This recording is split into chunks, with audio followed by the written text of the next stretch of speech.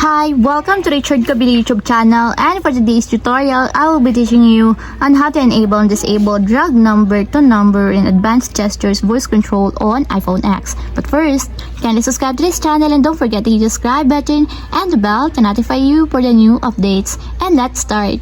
Using your iPhone X from your home screen, first go to Settings. Then in the Settings, scroll down and find Accessibility and then Top. Then in the Accessibility, scroll down again and go to Physical and Motor section and then tap the Voice Control. Then in this part, in the Voice Control, go to the section and then tap the Customize command. Then in the Customize commands, find and tap the Advanced Gestures. And then after that, in the Advanced Gestures, tap the Drag Number to Number. Then in the Drag Number to Number, as you can see that it is already enabled. But you have to activate also the switch button under the confirmation required to fully enable the drag number to number until it becomes green. When enabled, you have to touch first the numbered item or grid section, then drag to the second numbered item or grid selection and release. The item numbers or numbered grid overlay must be enabled to use this command. And if you want to disable or turn off, just tap again the switch button just like this.